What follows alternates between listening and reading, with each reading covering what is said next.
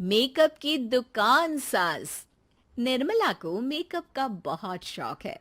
बल्कि शौक ही नहीं, निर्मला मेकअप एडिक्टेड है। उसके लिए हर दिन मेकअप कर तैयार रहना बहुत जरूरी है।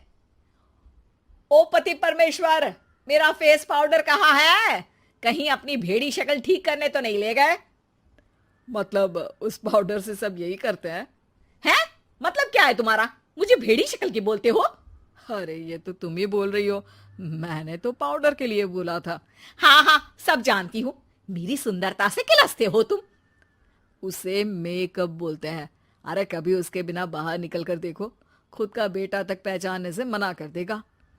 निर्मला भड़कते हुए आगे कुछ बोलने ही वाली होती है कि तभी उसकी बहू माला कमरे में आ जाती है। अरे नहीं नहीं नहीं नहीं, गुस्सा नहीं मम्मी जी। गुस्से से मेकअप की ऐसी तैसी हो जाएगी, चेहरे पर झुर्रियां पड़ेगी सो अलग। हाँ सही बोल रही हो। मुझे ना इस बेवकूफ इंसान पर ध्यान ही नहीं देना चाहिए। ये वैसे भी मेरी खूबसूरत और जवान स्किन से किलसते हैं।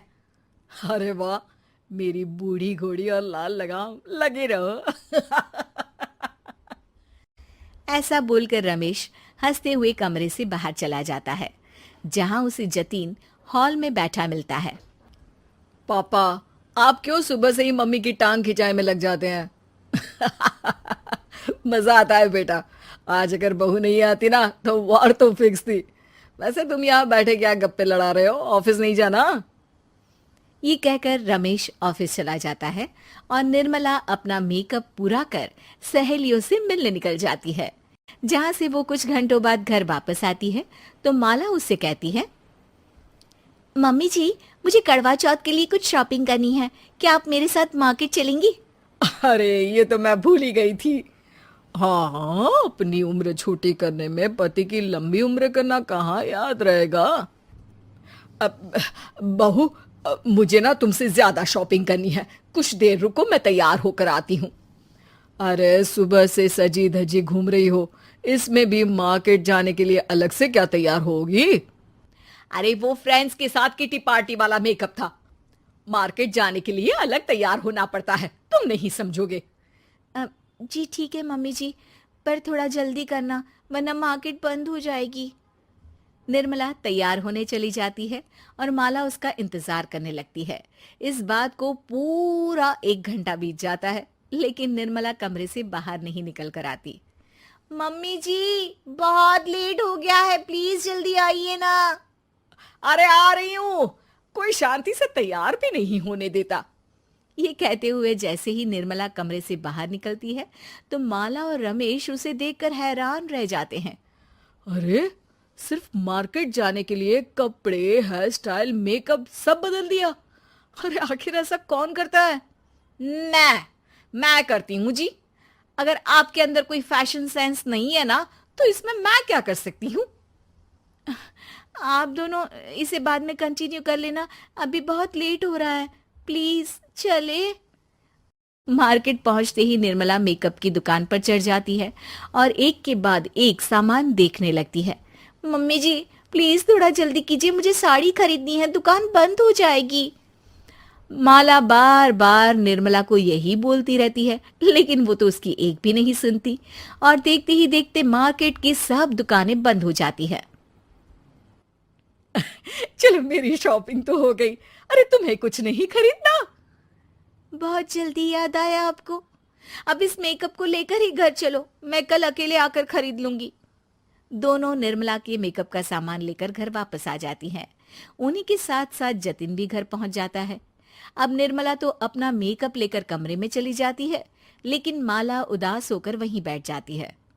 अरे शॉपिंग से वापस आई औरत को ऐसे उदास बैठे तो पहली बार देख रहा हूँ। क्या हुआ डार्लिंग?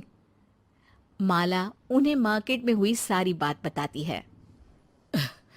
अब ये ज्यादा हो गया है। मतलब अपने मेकअप के आगे इस औरत को कुछ नहीं दिखता, कोई नहीं दिखता। इसका बस चले तो किसी के मातम पर भी लाली लिपस्टिक लगाए बिना ना जाए। इसका तो कुछ करना पड़ेगा।